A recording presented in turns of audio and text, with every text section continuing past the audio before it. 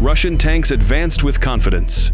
Fortified, shielded, and wrapped in steel, they were built to survive anything. But war had changed. In the sky, something smaller, cheaper, deadlier was waiting. With every strike, million-dollar machines crumbled. The hunter had become the hunted. And as flames consumed the convoy, one truth became impossible to ignore. This is no longer the age of tanks. This is the age of drones.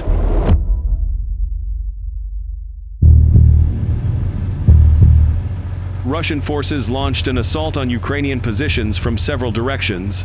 A couple of tanks, equipped with anti-drone protection, gradually advanced toward the village. Enemy vehicles managed to come within range of Ukrainian artillery.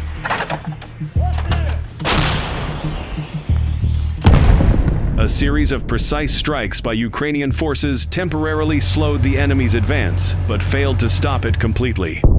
Nonetheless, the artillery fire achieved another key task, buying valuable time for Ukrainian FPV drone teams to mobilize. Several crews quickly launched their drones and began hunting Russian vehicles.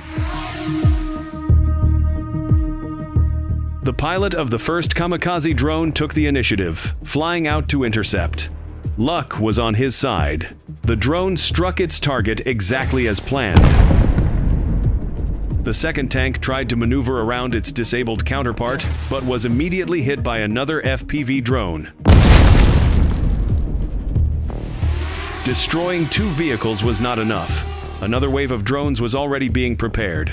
The enemy's anti-drone defenses proved effective, but Ukrainian drone operators matched them with equal skill.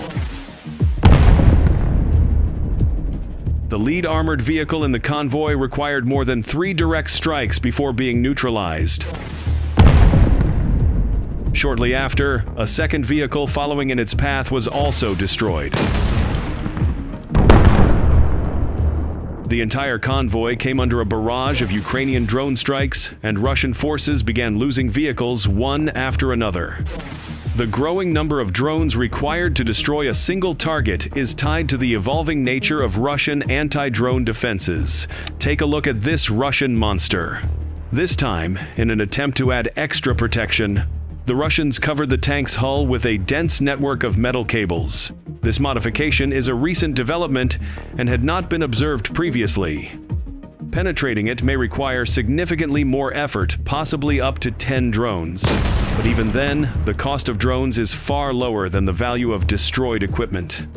Given its effectiveness, such protective measures will likely become increasingly common on Russian armored vehicles. Though drone operators work far from the front, their role is no less dangerous than that of infantry. Both sides actively hunt FPV pilots, especially during rotations when they are most vulnerable. This time, Ukrainian troops spotted a Russian FPV drone headed toward them just in time and evacuated their vehicle.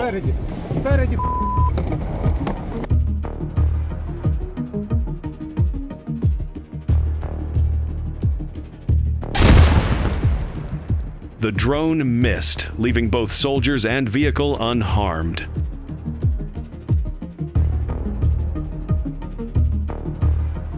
Not long ago, fiber optic drones were a rarity.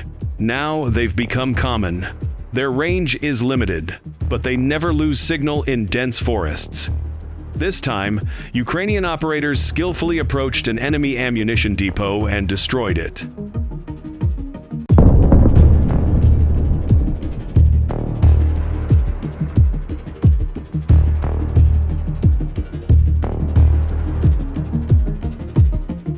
From the very first minutes of the assault, the Russians realized they had miscalculated their strength.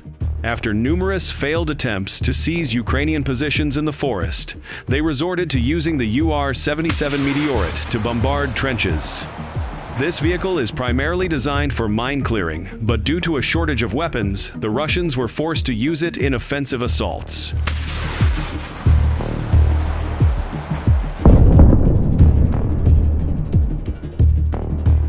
Despite launching systematic and sustained shelling, they failed to dislodge Ukrainian defenders, who remained firmly entrenched. Both sides exchanged fire, but neither gained the upper hand. To shift the balance, Russian forces deployed the heavy flamethrower multiple launch rocket system.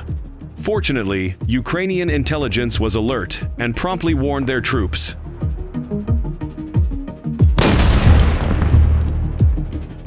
Ukrainian forces withdrew just minutes before the barrage began, demonstrating excellent coordination. Unaware their plan had failed, the Russians became easy prey. Ukrainian drone pilots swooped in, not only shielding their comrades, but striking hard at valuable enemy assets.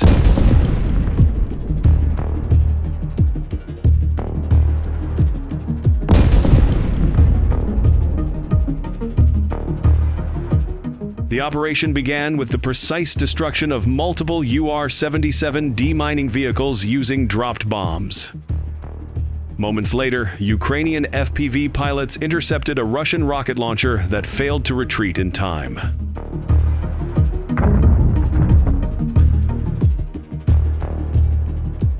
Several Russian tanks attempted to break through Ukrainian defenses at high speed. Ukrainian FPV drone teams, positioned in a pre-planned ambush, held their fire until the tanks moved into engagement range. Their strike was devastating, exploiting a lapse in Russian vigilance. Ukrainian forces then launched systematic attacks on every enemy unit that entered their operational zone. Russian soldiers quickly abandoned their vehicle, sensing what was coming. This time, the FPV drone operator was fortunate. The fleeing troops left the hatch open. Striking from inside remains the most efficient and economical way to neutralize such targets.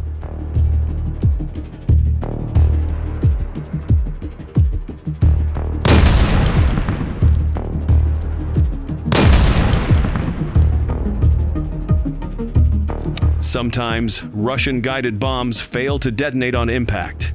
In one case, soldiers dragged such a bomb into their own position, thinking it harmless. It proved a fatal mistake. The blast wiped out all fortifications. With equipment in short supply, the destruction of tanks has become less frequent. However, civilian cars and trucks remain high-value targets.